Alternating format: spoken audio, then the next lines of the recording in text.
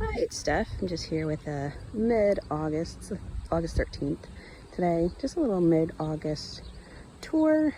Some things that are looking great, some things that are not so great, and some updates.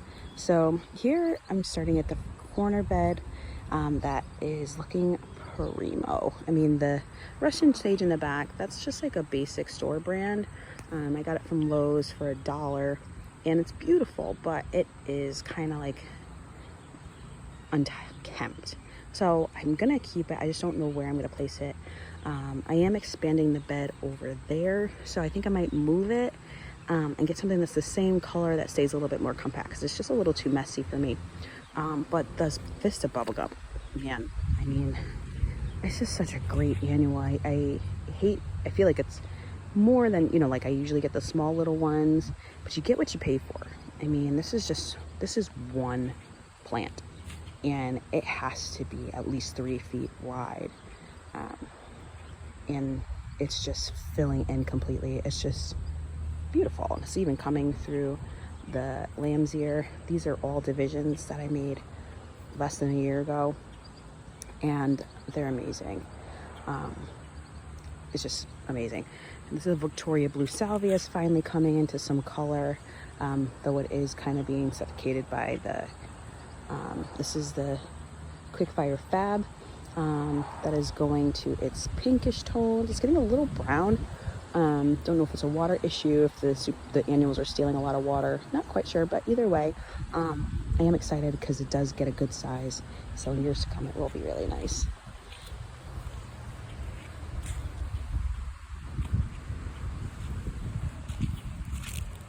Trying to avoid picking weeds. So let me show you a couple of other things that are in bloom here.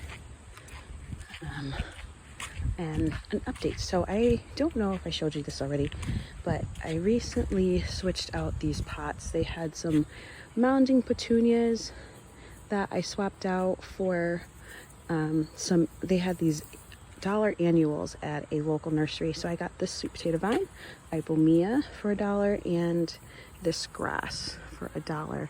It is the fountain grass fireworks Pennisetum. So that would be a great transition to fall with those plants, and they still have the Tichondra and some alyssum that I kept in there. So looking for these to kind of just be a little more foliage going into fall. I thought it would be really nice, and the petunias were done. I mean, they were the little like 1-inchers that I started with. It was looking great in the early spring. Like mid-spring to late spring, early summer was looking fantastic. And then they just kind of got super leggy, and I just didn't want to fuss anymore with it. So I got something that I literally could just water and keep it moving. So that's going on there. These roses are coming in from the flush. We've had a break in the temperatures. It hasn't been as humid, and it's been like low 80s, high 70s for the past few weeks. It's been glorious, so nice. And this is the Snowdrift, I believe it's called, rose. It has like a little peachy undertones to it, white rose. Beautiful. So that's coming into bloom now that the temperatures aren't crazy. Pretty sure this has aphids. Is looking glorious for a while. And then it's just looking crazy. I did spray it with BT. Don't know if that's gonna help or not. So we'll just see. It's so late in the season. It's such a weird place in the season that I don't want to invest in more annuals. Though I might switch it out for fall. If they like really start doing bad, I'm just gonna put mums in there and let it be done until I put up my Christmas pots. This is filled back in quite nicely though. The verbena went out of bloom again. This was looking great a couple days ago. But overall I'm happy with it. The alyssum looks fantastic right there. That is a phlox. A previous short I just put up. Those are the phlox I just got. That one right there on clearance for $4. I just popped it in the ground a couple minutes ago. This is the Atlas rose is about to come back into bloom. Victoria salvias are looking great right now. They took a while. They took a while to get here, but they showed up. Super floppy limelight. I do love the limelight. It grows so fast. And I want it to stay here, but I gotta find a way for the stronger stems might end up eventually, maybe down the road, putting in a Limelight Prime, because I do know that the stems are a lot stronger. So again, I still love it. There's really not much underneath it. So even though it is flopping, it's not really, I mean, this rose is getting a little bit kind of dealt with, but overall it's not like suffocating anything, if that makes sense. So I'm okay. But the blooms are massive, absolutely massive, just utterly gorgeous. Let me see if I can show you scale. So it's like the size of my hand. This I just put in last summer, 2022, and this is what it's looking like. So happy with that. I do love this time of year with the Limelight. This is a 9 bark, and the phlox. This combo is my favorite summer combo. So let me show you. I have clematis I bought on clearance. Try to find. That is in bloom. Super pretty color. It is just a perfect purple. I love purple flowers. I love blue flowers. So this is just great. You know, a few years having it climb up this light post would be super pretty. Even when it's not in bloom, I do love the leaf structure of clematis. Hydrangeas, hydrangea way, hydrangea whatever. Still no buds on the bloom struck, and I don't know. Obviously, I keep moving them, so I'm gonna give them another year, maybe another 2 years. If they don't reliably bloom, repeat bloom, I am gonna pull them for summer crush, because that one is just so faithful. Or some more smooth hydrangeas, because this one, it's not really getting crispy because it's in a lot of shade, so it's actually doing quite well. So this is the wee white that I love. It's out of that white color, but it's a really pretty aged, like almost lime green, but not really. It has some pink tones, but not really. This is this is anemone. It's bloomed out. It was grown probably in a greenhouse, so it bloomed really early. So I was able to get it for $8, which is great. I had an anemone and I killed it. So I just have this here still in the pot, 'cause I'm not sure where I'm gonna put it. That's that. Let's see if there's anything on this side. I can just give you just a little showing of the shade garden. Again, this has been a lot of work in progress, but I am super happy with this spot. I've been watching the sunlight on this side, because I'm thinking of potentially expanding this bed, so like having it come out pretty big and almost like having just a pathway. But that's probably years and years. I might just do little bits at a time. I'm gonna pull out, there's a 9 bark back there, summer wine. I'm gonna move it so it's in the sun, because it's kind of getting it. I planted it in November, not thinking like this thing, nothing's leafed out at that point. Everything was bare. So I'm gonna be moving her because I just love a red leaf or brown leaf, black leaf, all those things in the garden, because I do love green plants. I love lush things, and so the dark color of a 9 bark will look really great. So you know, nothing will go to waste.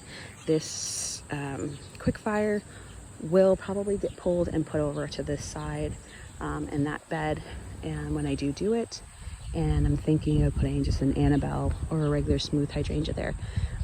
This is fine. It's taking up space, which is really what I wanted, but it just doesn't look great. And because it's in such it's like in the corner of the house, in the middle of the bed, I do want something that's a little bit more stately. So part of me was thinking like an Empress Woo hosta, like a massive, bold hosta, or doing a dogwood, because I know that they can take a little bit of they can take shade. I would do a boxwood, but there's none that really get that big, because I could use that that finer texture in here. This is a lot of bold leaves, a lot of hostas, but I'm gonna see what I can find. Oh, sorry, I dropped the phone. See what I can find on clearance. I kind of let that dictate really where I move from there. I'm trying to think if there's any. I can show you the update on. Let me show you the update on the elephant ears, the 25-cent elephant ears that I planted. They had to be back like late June, maybe. Mid-June I potted them up, and then I plunked them in the ground, and as you can see, they're doing great. I'm really loving this spot. It's been a challenge to grow things.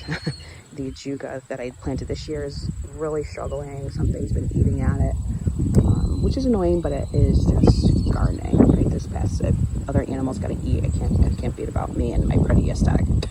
So, but this is definitely something I will be repeating, because I think in the fall I'm gonna plant a ton of tulips here, because this tree doesn't really leaf out.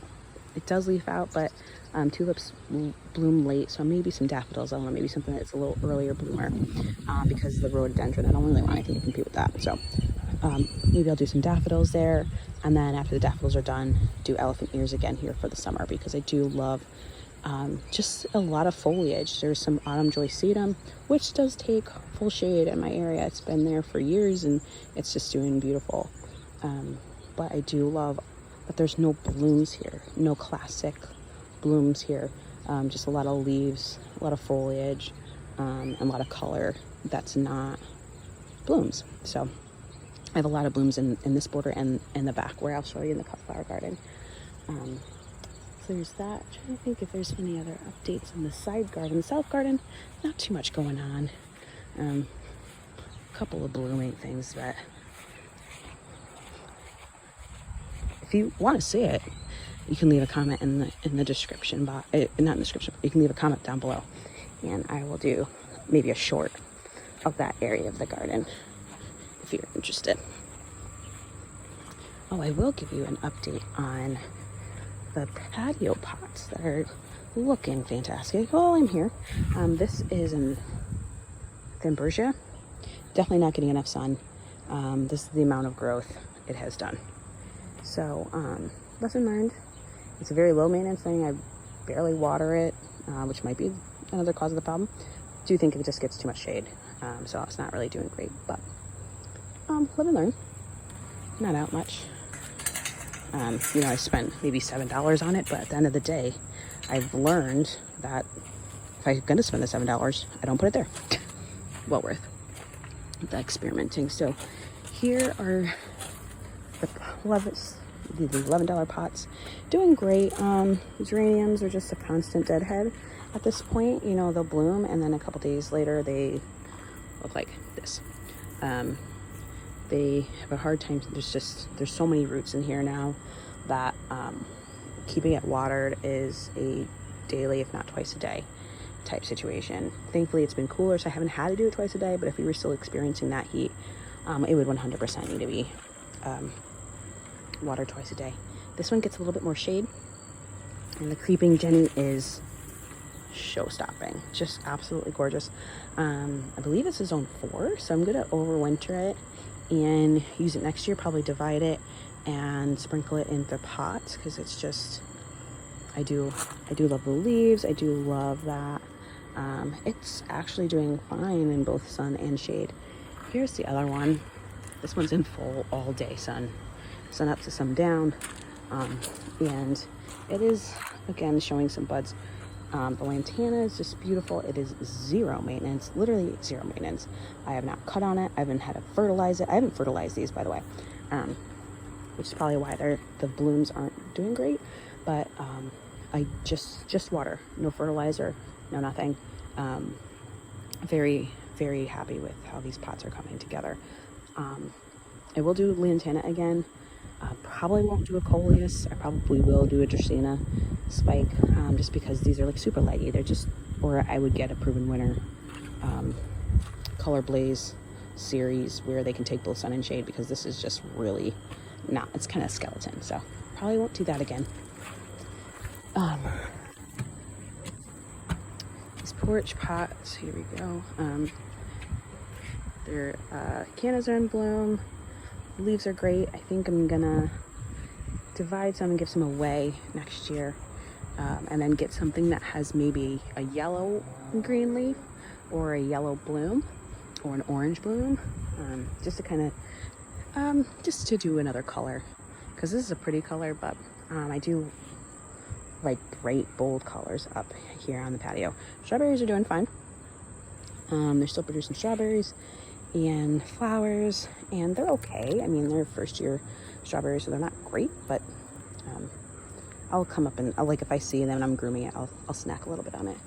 Mandevilla is gorgeous. We'll definitely repeat that plant again. Again, zero maintenance. Don't have to deadhead it. Don't have to cut it back. Haven't fertilized it. Definitely a great alternative to petunias. Might even do them in the front next year. Who knows? We'll see. Don't want to think about next year. So here's the elephant ear that I overwintered, and I mean, it's just huge. It has to be a good 18-inch leaf on there and on here. Just beautiful. Another mandevilla over there. Some more geraniums and elephant ear. More cannas here. Still debating if I'm going to overwinter the geraniums. I mean, if you get them on sale, they're not that expensive, but part of me just wants to experiment and see if I can do it. If I can do it, cool. If I can't, then I'm not out anything. So there's that. Here is the other little shade bed. This is a hydrangea, smaller hydrangea bed that has some ajuga that I put in here. It's doing great. These are wave petunias that are actually they're great. I mean, I haven't used wave petunias in the ground, and I'm impressed. These have not had a drop of fertilizer, and they're blooming really well. So give them props for that type of bloom with no fertilizer. And they were like so beat up when I bought them at Walmart on clearance, so I'm happy with that. So here we have some geraniums that are finally putting on some size. I mean, goodness gracious, I put these in when they were at like an inch, and they're just now, I feel like, starting to bulk up, which I'm really reconsidering buying the smaller 1-inch plugs now, just because I found that they've just been so slow. So I might just do something that, I don't know what I'm gonna do it with annuals next year. Don't want to think too much don't want to think too much about next year, because we're still in this year, and I'm just here to show you kind of some of the things that are going on right now. So I did do a hydrangea tour, kind of just the differences, and especially the endless summer varieties. This is a summer crush that I just bought this year. There's a summer crush over there that has one bloom. This is a bloom struck that has nothing.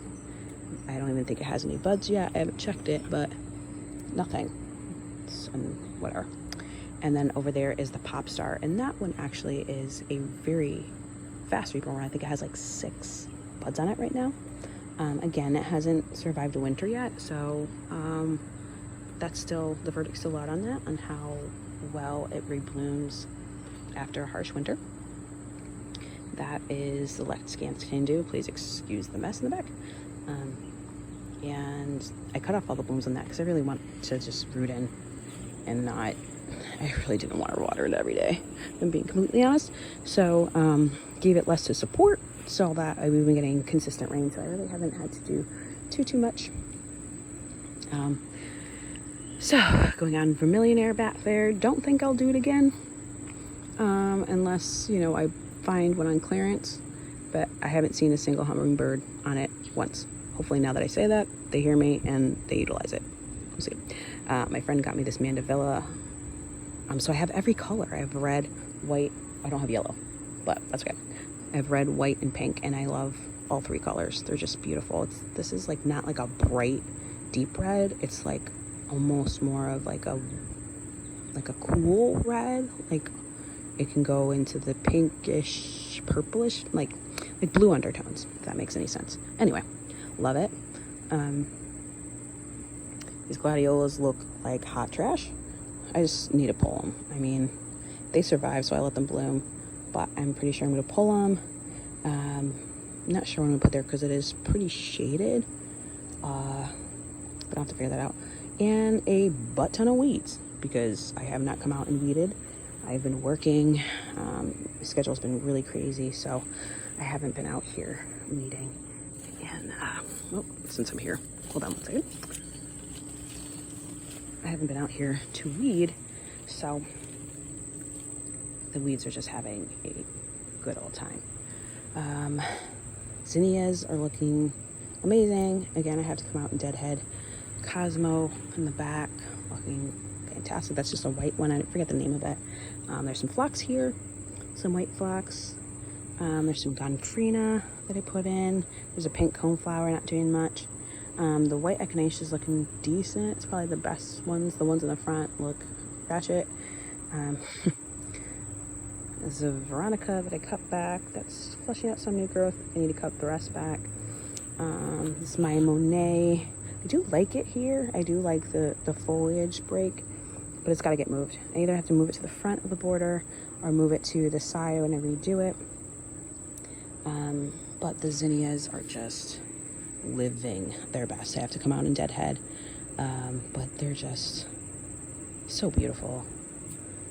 There's just no flower like a zinnia. They are defeating the dahlias I have. I mean, the dahlias, they're great too. Snapdragons, another huge shout out. Anyway. So this hibiscus is in bloom. My other one is not, but that's okay. Give it some time. The roses in the back need to be deadheaded, but they're blooming like crazy. So let me show you what else is going on here. These, if you want a cheap annual petunia, this cascade, you see that, bunny?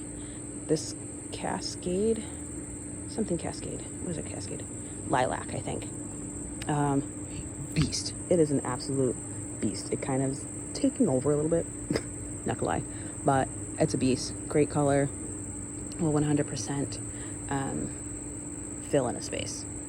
And they don't need to be deadheaded. They do get kind of leggy, but it fills out evenly, like each way. So it's not like the other ones I have in the front that they'll get leggy with like 2 branches. Like this will branch out and be like, and fill in and kind of bulk up. So it's a lot about that. So there's some more dahlias. There's some, that's the Queen Line Blush. Isn't she pretty? She's pretty. This is a Mazurka. I don't know how to say it. Snapdragon. This is a Queen Lime Red. Again, not in its prime, but super pretty. And I think those are the 3 kinds. Oh, and Senorita. That one. Beautiful. So those are the 4 that I planted in here. Definitely repeating these 4. Next year I'm gonna hold on to the seeds, maybe get some more. I do want to get some Veneries Giants, maybe for the front, and do some warm colors up there. And basically, apart from the Montauk daisies, the peonies, and the iris, and the 2 boxwoods I have on the sides, but the boxwoods might actually go as well. My only reason for keeping the boxwoods here would be for winter interest. But all of the perennials, there's some bee balm back there. There's a rose back here that's actually finally flushed back, but it's being completely covered by all the other flowers. Let me see if I can get you a little peek. If you can see that. So this rose is doing amazing. I mean, it's completely defoliated and it flushed back out. There is a butterfly bush back there that I got in clearance, and the leaves look great, but again, it's just crowded out by all the cut flowers. So I would say maybe I'll plant less cut flowers, but that's not likely. So I'm pretty sure what I'm going to do is I'm going to move all the perennials. With the boxwoods are a maybe. The peonies will stay, irises will stay. Everything else in that azalea will stay. Everything else is going to get moved. Montauk daisies will stay. Roses. And I'm not moving the hibiscus because I know they don't like to be moved. So I'm sorry for being so long-winded. Anyway, those will stay. And then, so the echinacea, the Maimone, Weigela, Veronica, the bee balm, the phlox, the pincushion flower if it survives, and the salvias will all get moved in the spring to the south garden. And I'll take you a little walk over to that side, show you kind of what I'm thinking. A couple other plants that will get moved are I have 4 hydrangeas. I have the little hotties, and those will eventually get moved as well. Something in my foot. I think my shoe is gross. Those will also get moved because they're getting way too much shade. So they have like 1 bloom on them. I'm not crazy upset. I'm not upset about it whatsoever. I mean, they survived, so that's a win.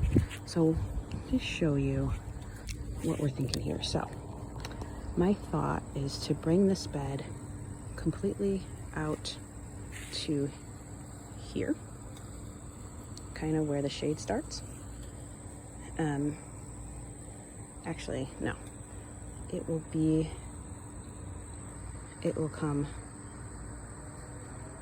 here and then connect to there, right here. So all this grass, and then come in and swoop here, because this is where I park my car, and I kind of want to block it. So I'm thinking of maybe, if nothing else, I just pop the little hotties 1, 2, 3, and 4. Or I might do a pathway, like a grass pathway. So this, make this one bigger, coming in this way, and then having this over here get filled in. So to be determined. If you have an opinion, you think, if you think any suggestions, you can leave them in the comments below. I'd love to hear what you think I should do on that area. Something that I will just be figuring out during the winter, and going with that. I'm never afraid to dig up sod. I'm never afraid to let go of grass. We have a lot of it, and at the end of the day, my husband has to maintain it, so it's either we maintain by weeding or mowing the grass. So my thing is, if you can have more plants, and it's kind of less maintenance in the long end. So I'll just leave you with this. This is the Little Lime Punch. It is super leaning. I don't know if this was a pruning error or just the weight of the blooms pushing it to the side, but all in all, she's beautiful. She's stunning. So I just want to thank you so much for watching, and I will see you in the next one. Have a great day. Bye.